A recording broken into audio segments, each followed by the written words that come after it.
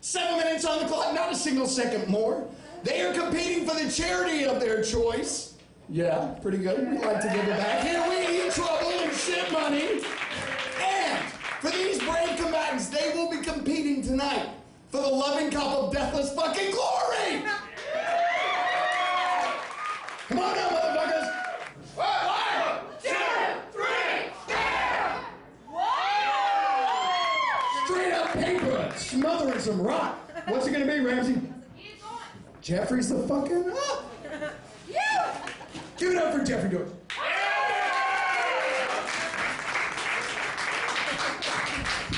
Last week, taking y'all. Jeffrey Dorson, are you ready?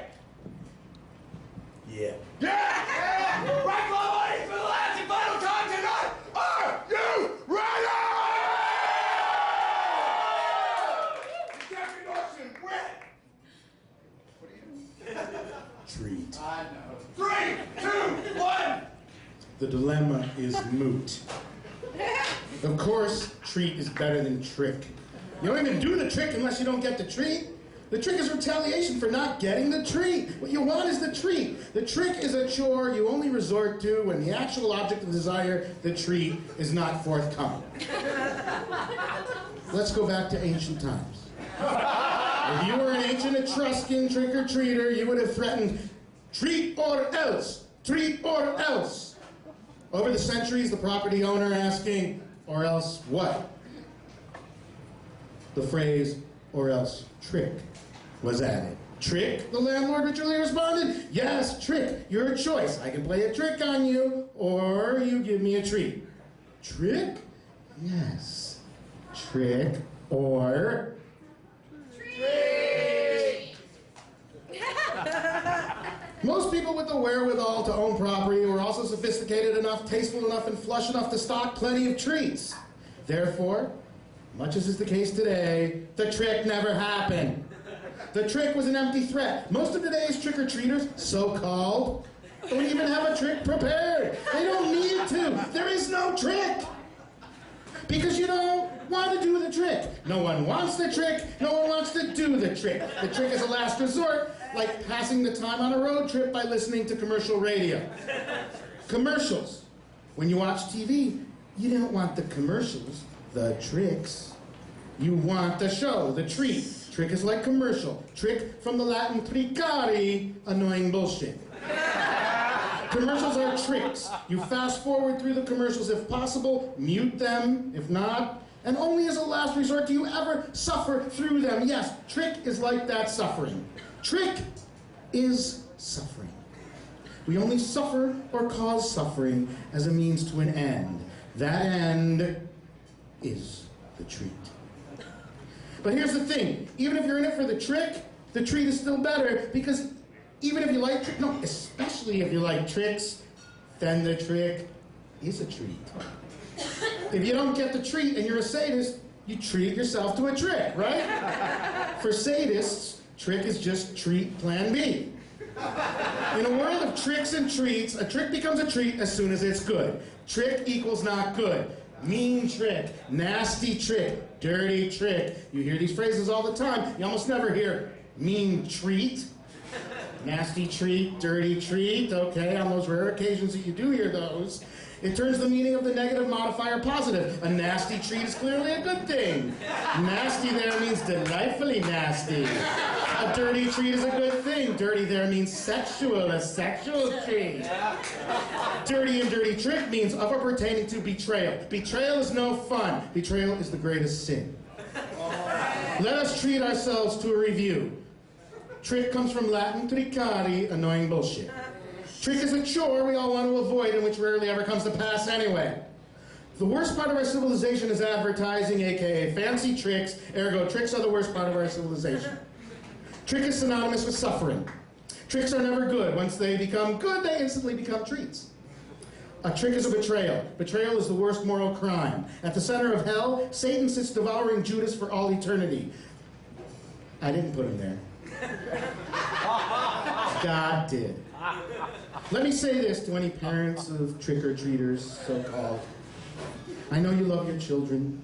but you also recognize their limitations. I have no children. I don't desire to have children. I don't know about children. My own childhood was so horrifically embarrassing that I cannot consciously access those memories. They are hidden forever behind a wall of PTSD. But from my friends who do have them, I've learned that parents do love their children, of course, but that children are insane and grotesque. I'm told that they produce unbelievable amounts of saliva and mucus and every other solid or liquid the human body can excrete. There don't seem to be any boundaries between the insides and outsides of their bodies. Everything that can be found inside them is also smeared on every surface of the homes they inhabit, in part to mark their territory and in part to create a protective shell to develop within, like a caterpillar crafting its cocoon from its own vomit. I'm told they are prone to possession by demons and animal spirits, as well as by cartoon characters, and even the spirits of living obnoxious people they just happen to come in contact with. They have 2 stomachs, regurgitate partially digested food into their mouths, and chew it to digest it further. Their teeth fall out. Their hair falls out, their eyes fall out, their limbs drop off, and where they land, they burst open like seed pods from which strange trees, tubers, and gourds, and corpse flowers grow. So parents, like trick-or-treaters, so-called, you schlep your insane and grotesque kids around the neighborhood for treats. They are made even more grotesque with the precociously slutty makeup and belly dancer costumes and glued-on facial hair they have forced you to decorate them with. You brave the embarrassment of displaying your offspring to neighbor after neighbor, where who knows which of your child's many bizarre behaviors it might randomly choose to manifest. Parents, hasn't life played enough tricks on you? Would you have gone through all that if you thought you had to come up with a trick, too? Did you go through all that so you can then drag a system of pulleys, levers, hooks, winches, clamps out of a truck and put together some elaborate retaliation machine? You're not going to construct a vengeance engine for a couple of fun-sized Snickers that are just going to explode right back out of your kid a few minutes after they're eaten. Trick is a lie, a betrayal, an illusion, a chore, a commercial, and a thinly disguised attempt to shove Sharia law down our throats. The goal is the treat. Why were we put here on this earth if not for treats? Treats are our birthright. If these tricksters would just leave us alone, we'd be living in paradise. In paradise, there are no tricks. In paradise, everything is a treat. The truth is a treat. Treat is truth. All else is grasping the wind. All else is illusion and pointless suffering. Treat.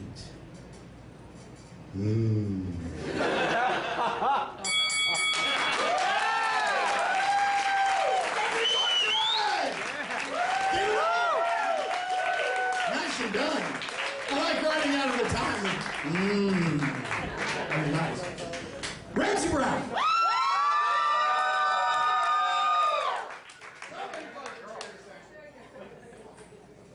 Ramsey Brown, are you ready with?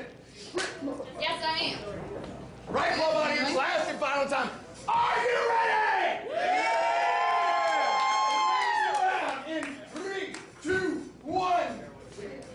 I am not a hooker. I can honestly say that I've never turned tricks. I've never been paid for sex. My dad always told me that if you compromise your morals and you take a baby step in the wrong direction, then you'll probably take another baby step from there, and then all of a sudden where you end up is very far from where you started. It is a slippery slope. My mom told me there was no such thing as a free lunch. My parents are both very proud of me that I never became a prostitute. But I think I've made the wrong choice. I went with one of my best friends when she first auditioned to be a stripper and was almost talked into trying out myself, but for some reason my moral compass clicked into place and I said no. I was very glad that I had passed on that opportunity when I was working at a strip club a few years later. As a DJ and a door girl and a waitress, I basically did everything but dance, but I saw a waitress strip for the first time, and she was drinking heavily and she couldn't walk in her stilettos and she looked like Bambi on ice, and then she fell down and she was trying to get up with just a tiny bit of dignity, and everyone was laughing at her and and just then the DJ called her name, and so she teetered up onto the stage, took her top off, and cried. Oh my God!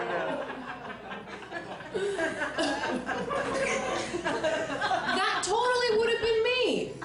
I mean, and it was at that same strip club when I took a baby step in the wrong direction and I had a cocktail at noon. Day drinking became my norm.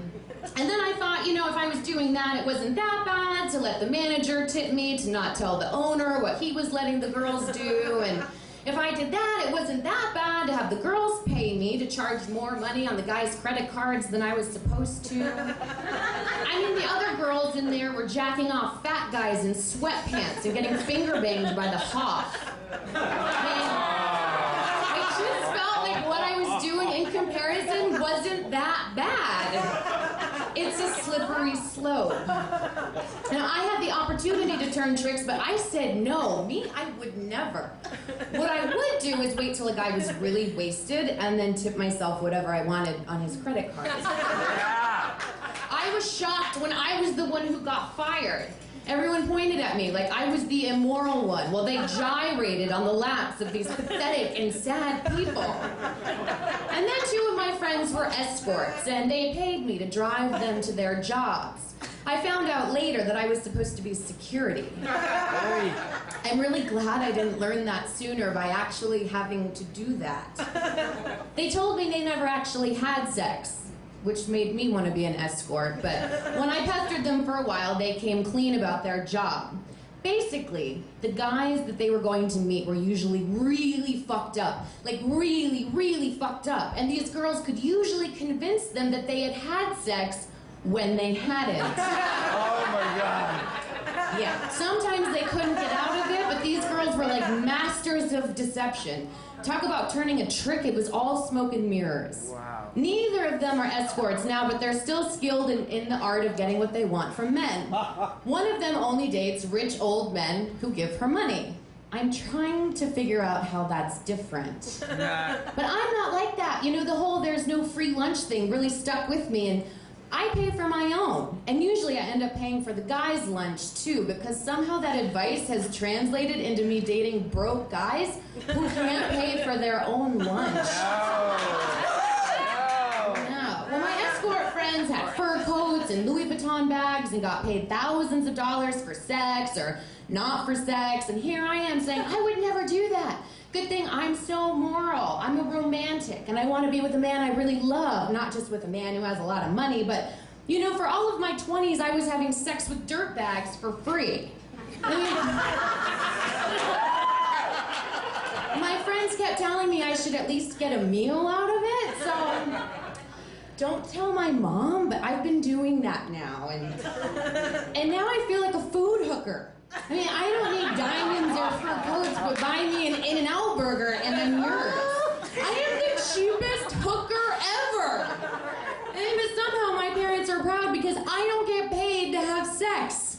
I feel like the only person that has been tricked is me. And finding love is hard. I mean, if you think about it, we're all tricking people a little bit. I mean, that's what internet dating is all about. Some guy will put up a really hot photo, and in person, he looks like George Costanza. And you know, I've been guilty of trying to hide a few things about myself, you know, like the fact that I'm messy and I'm emotional. People don't need to know that right off the bat. So I usually try not to let a guy see me cry on the first date. Or see my car. Now I work at a non-strip club bar and I'm an actress. I remember when I used to think I would only take acting roles with strong female characters, roles that didn't objectify women. Now I would be happy to be tit girl number 3. I just can't book that. And I compromise my morals every day when I put on my waitress apron and I walk out to my section of tables where people scream at me and treat me like I'm worthless and don't leave a tip. The last guy I dated saw me once a week. He took me out to eat. And then we had sex and he'd go home. I mean, I told him it made me feel like a cheap whore, so the next date he took me out for sushi. It's not exactly what I meant, but it made me feel a little bit better, because at least sushi is expensive. But I get to walk around every day with my head held high because I never became a prostitute. Thank God, that would have been fucking terrible. You know what? Fuck this shit. I'm gonna jump on that slippery slip and slide. I'm gonna be outside after the show, turning tricks and giving blowies. For $1,000, Or a fruit roll, whatever. So, outside, $1,000. Fruit roll, granola bars, whatever you want. See y'all.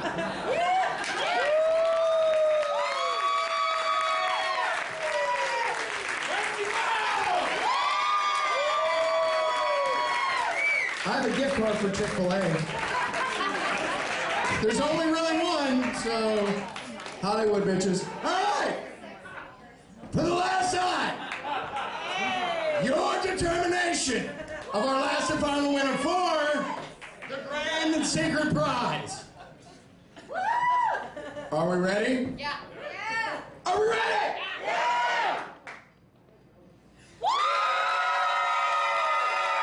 Silence.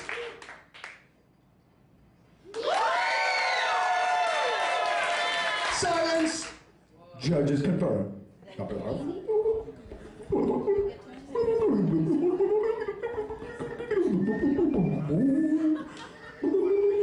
It's like the fucking Treaty of Paris up here. What the fuck's up? We're 1-1 and even, so we need a recap. A recap, all right. We knew this had happened. All right, now the trick here is you have to make almost exactly the same amount of noise. All right, fuck that. Vote for the winner. Ready? Only vote for one person. Oh.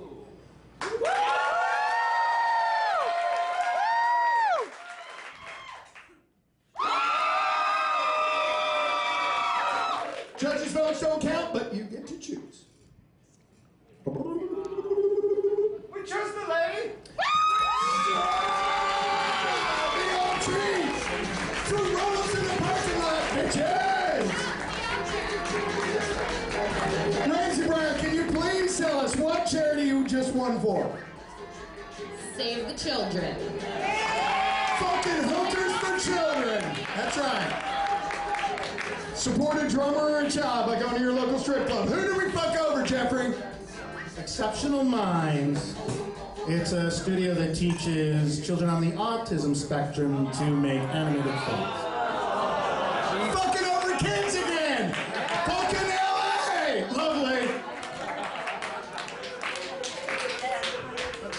And guys, the secret prize tonight, because our home office in Chicago sucks and didn't send me any more loving cups of deathless fucking glory, I give you a cautionary bucket of goo and a coupon